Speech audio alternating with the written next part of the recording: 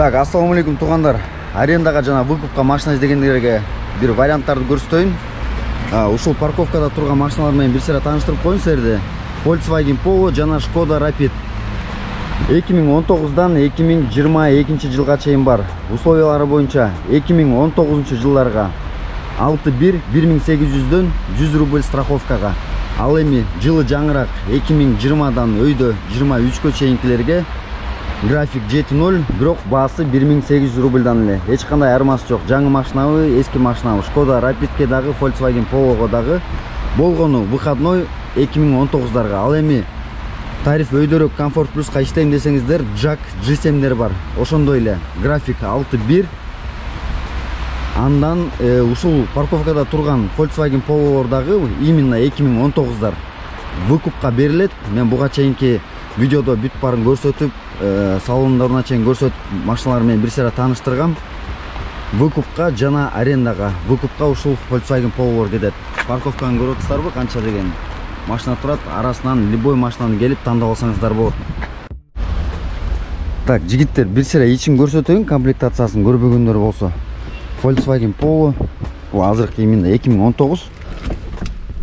Комплектациясын мурдакы видеодо көргөзгөндөй эле, основной комплектациялары мультируль, штатный магнитофон, парктроник, кондиционер. Пробеги болсо 123 000 канча дейт? 123 642 дейт. Кадимкидей эле Polo. Жаңы эле өткөргөн окшойт. Ичин кичине баклажка-саклажкаларды ыртып коюш керек. Ошондой эле ушул машинаны тапшырып атканда ичин бир сыйра тазалап, мусор суларын ала кетсеңер өтө сонун болот кийинки водительгечи. Анан кийин условиялары боюнча да бир сыйра кайталап коеюн. Volkswagen Polo 2019-дарга 6.1 график 1800 рубль аренда, 100 рубль страховкасы. Тугандар, ошондой эле таксопарк Снежокто розыгрыш башталган. Ким азырда кеч эмес, азырда келип машина алып ушул таксопаркта иштеген айдоочулардын баары автоматом розыгрышка катышат. Volkswagen Polo жылы жаңылышпасам 2021.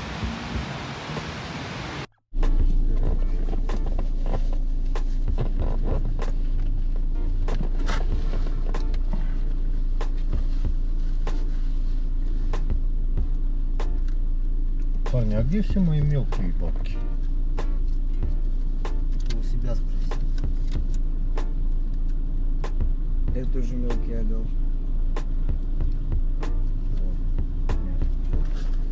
А у тебя с 5 будет? Больше нет. Сколько, 900, да? Да. Прям, я хуй знаю. У меня 600. Нужен пару соток найдет. Бля, нет, у меня все пятерки. Сейчас, секунду, братуха. Сейчас решим этот вопрос. Гадюшник кылып саатты 3 минуттан ичиндечи. Ассаламу алейкум, жигиттер. Опа, что-то тут намечается. Это тут у нас... Так. Односторонняя. Бияқты көздөй кетет экенбиз. Ассаламу алейкум, да бир жолу жигиттер. Туугандар, кандайсыңар? Мен жумушка чыктым. Саат 6-дан 7 минут өттү. Экинчи заказ болчу бул. Экинчи заказга барсам, попутчик менен заказ берип коюштур. 3 киши. Анан еще адреси дагы кичине башкачараак экен да, жанындагы улицага экен. Айттым анан по правилам тарифа попутчик только один пассажир десем, не кылал дейт. Давай отмена кылалы дагы. Эмеге мындай эле биз Яндекс эле апарып салайын десем, хорошо дейт. Тигилердин попутчиктин поездкасы 600 рубль болчу. Анан навига эмеден приложенияден карасам 929 рубль көрсөтүп аткан. 9 рубль дедим. Нормально. 20 минутада келдик 9 рубльга. Азыр 1.50 коэффициент менен центрден Покровкадан заказ алдым. Таң атпай центрге киргизбейди.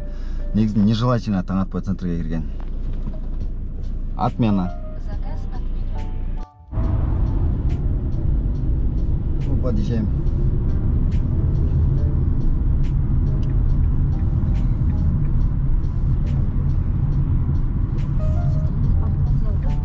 Да.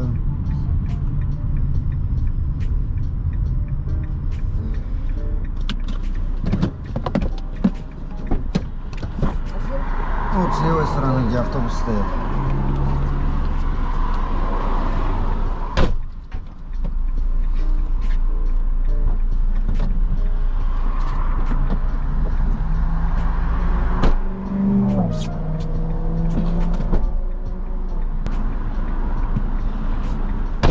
49 минута. 49 минута 1167 рубль. ВДНХ жаққа келіп қалдым. ВДНХ. Жақта эме бар ғой, гостиница Космостың жанында автовокзал. Опа, 550 рубльда минималка күйіп атыптыр. Көрөлчү бір байқап. Бүгін жута чамаданмен жүрген пассажирлар көп болады. Улам түшіп қайра шығып 1.54 коэффициент менен 6 минуталық подача кеттік. 8 минутада 500 рубль. Неплохо. Мындан кейінгі заказды күтөбүз. Как раз таксинин стоянкасында турабыз. Метро Анина.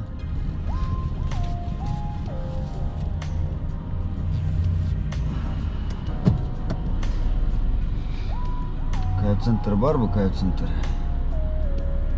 Коломенская жақта жақшы күйіп тұр. Вам без разницы какой вход? Мужчина.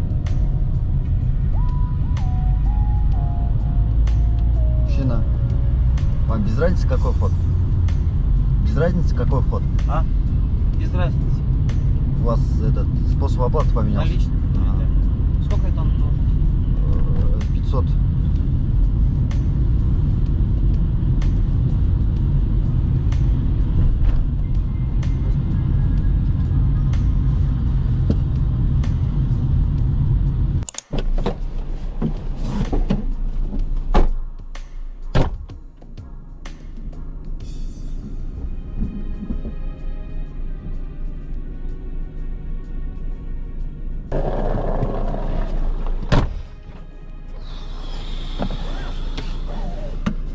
Bir saat 5 minut 825 рубль үшін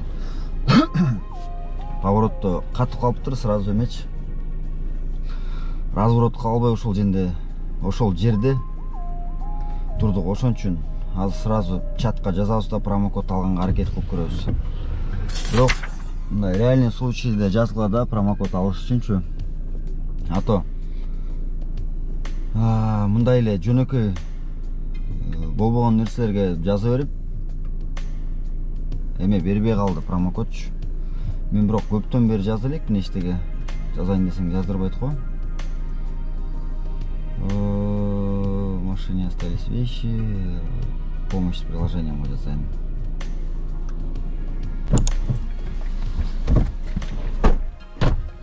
Ленинградская, да?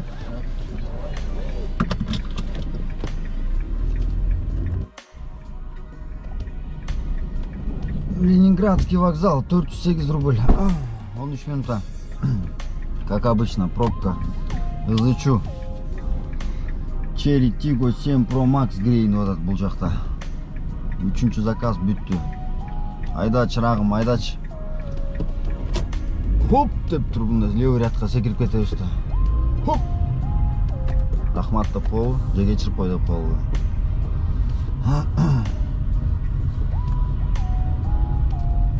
Коэффициент бар, коэффициент. Бүгін пятница.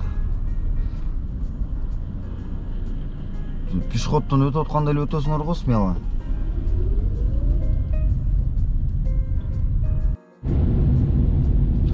Тугандар, анан таксопарк издеп жүргөн болсоңор. Таксопарк Табелов, комиссия 1,5%, моментальный вывод, заправка с таксометра, ичилса айдоочуга керектүү нерсенин бардыгы бар. Ошондуктан төмөндөгү номерлерге байланышып кошулсаңар болот, WhatsApp'ка документтерди жиберип, сразу эле СТС, права, рабочий номерди эки беттеринен тартып жиберип салсаңар болот. Политех дейт, политех. Ушул жакта именно гаишниктер туруп да постоянночу. Навигация катып калганын айынан билинбей да калды, каякта экенчи бул пассажир. Каяка барат экен? Комсомольская почта, Туй, ушу вокзалдарга вообще барайын желание жок да, Ленинградский вокзал дейт. Так, жигиттер, видеонун темасын окуп, видеонун башталышын көрүп такыр түшүнбөй атсаңар керек. Мен негизи өзүм деле түшүнбөй калдым. Түшкө чейин иштеп, анан кийин түшкө чейин дегенде саат 11ге чейин. Андан кийин 2:30га видео интервьюга записим бар болчу. Ал такыр эстен чыгып кетип, анан СМСка келип калганымдан дыр каяктаган бойдон үйгө барып, рубашканы ütүктөп, кийип, чекчейип жаңы отурар менен WhatsApp'тан чалды. Чалып вопросторун берди, вопростордун баарына жооп берип, бир вопростон адашып калдым. Билген эле нерсе болчу, что жооп берип атып, ката жооп берип алдым да.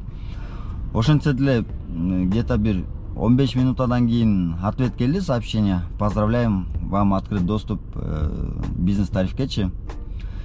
Аяктан өтүп, анан кийин сүрөткө түшүш керек экен, либо огородныйга барып, же болбосо бир любой фотосалонго барып, ошол жерде инструкциясы бар экен, кандай түшүш керек. Түшүп загрузка кылып койдум, бирок дагы эле өтө элек.